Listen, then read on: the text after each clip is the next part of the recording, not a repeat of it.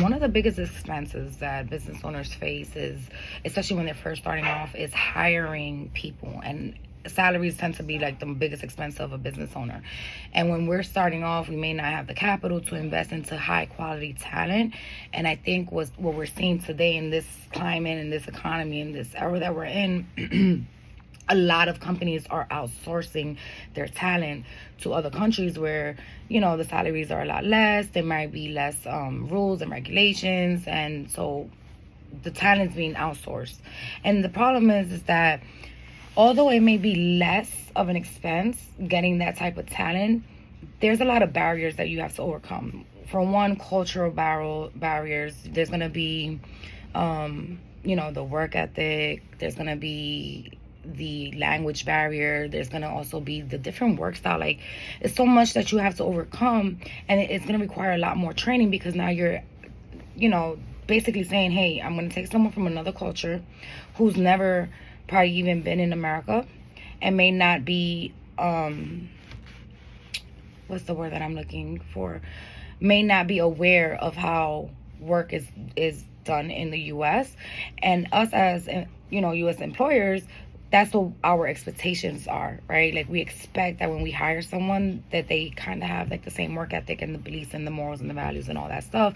And when we find that they don't, what happens there is that now you have a bigger challenge, because hiring an employee is meant for you to be able to go and train them, number one, and then so that way you can go ahead and do what you do best, continue focusing on growing the business and working on the business.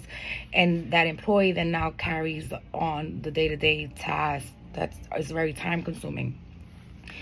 And so what happens is that you're now spending money, unnecessary money.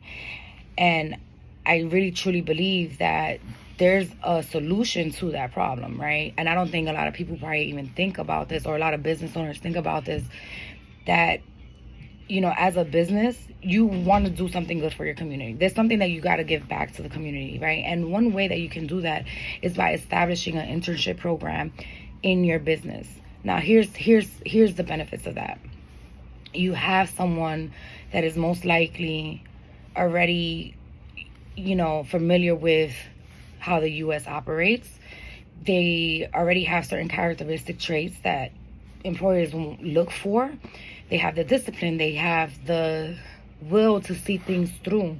They know how to do project management. They know how to work in teams. They know, they're aware of a lot of other current things that are happening. And eventually that person, when they leave college or their university, that person in a few years will be a high salary employee. And if you give that person the opportunity to come and work in your small business, two things happen here. One, you're giving them the opportunity to get hands-on skills. And at the same time, you're attracting high quality talent, because that person is going to be able to come in there and get trained, and you'll be able to go ahead and do what you have to do. And that person's going to be able to carry out what your expectations are. And through them, you'll be able to go ahead and create a system where now you say, all right, I have this American employee intern that knows the day-to-day operations and is doing really well. Now I can go ahead and get that VA from another country and have that person under the intern. And all the while, your system is being created. And so now it's like you have, I don't want to say free help, right? Because internships, is meant for them to get experience. But at the same time, we are human beings, right? We want to see some other reward. And so when you think about, as a business owner, you want to attract high quality talent. In order for you to do that, you have to be able to meet their basic needs. You have to be able to give them perks and benefits. You have to, at the minimum, I mean, put yourself in their shoes, right? If you're looking for a job, not only do you want a salary, you want your retirement, or you want, your health insurance, or you want workers' compensation insurance, or you want you want some form of coverage or some perks and benefits to make you say, hey, yeah, I'll go ahead and exchange my time to work for this person. So as a small business owner, we have to understand that, like, what is it that we're giving to the intern or the employees that's going to make them want to come into my business and help me grow my business? I have to attract high quality talent. And in order for you to attract that high quality talent, you have to be able to give them something. And so now what I'm saying is, you go ahead and grab these interns. You give them the opportunity to apply everything they learned in school. They're easier to mold and shape and get the job done while you're building out your system. And then in exchange, you can go ahead and give them a stipend at the end. You can go ahead and give them a perk at the end. You can get creative with how you want to make their experience. But who knows? That person might want to continue working for your company, and now you just got high quality talent in your business.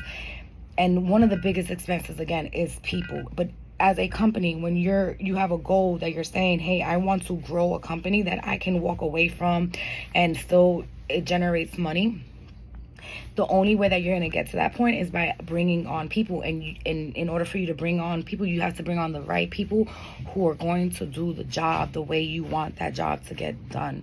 And so investing into an internship program, you'll be able to do that and minimize expenses in the long run. Because I can speak for example, from my own experience, that when we opened up this business, we went ahead and hired people, right? We got caught up in that,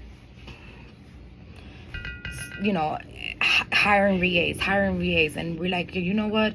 Yeah, we'll give them all the administrative tasks, and we'll give them. But we weren't set up to bring those people in, right? That's number one. We did that too quickly, and so now the business incurred an expense that we weren't ready to do, but we still did it because we're like, hey, yeah, in order for us to grow a company, we need to bring people on. And we went and hired VAs from different countries. And it took me away from what I do best to now training. And training, I want to take a little time to talk about training, because with training, if you don't have a well thought out training and a journey for your employee, a structured journey, then that employee is going to feel overwhelmed and all over the place. And the outcome of what you're expecting may not happen. And so we brought these employees in, and we didn't have a training program. So I was just winging it, and which caused me to like really stay away from what I was supposed to do. And over time, the business incurred a lot of expenses. Like we had that was the biggest bill we had, was employees. And we weren't getting the return that we wanted. And so eventually we ended up letting go the both of them. And that's when my brain clicked, and I said, hey, you know what can we do to get help, but at the same time that it benefits the other person? And speaking from experience, as when I was in college, I had a difficult time making the transition to my field. I worked in a psych hospital for 12 years, and everything that I went to school for was business. Now, mind you, before I worked in the hospital, I had management experience, so that kind of helped me a little bit, but I did see that it was going to be difficult for me to make that shift. And when I got my internship programs, it was from smaller businesses that did not have proper training, and it was just like, here, yeah, just sit in front of the computer and figure it out on your own. And that didn't really benefit me, right? And so now as an employer, I'm looking at that like training is heavy, right? If you invest in the training, then the outcome, what you put input the training, the outcome will produce. And so you don't want to go ahead and hire people until you have that training in place, and you're able to give them perks and benefits and above that. Because today, you want to attract good talent, you have to go above and beyond. It's not just meeting their basic needs. It's not just giving them a little bit perks and benefits. There has to be something in it for them as far as like their own personal development. You have to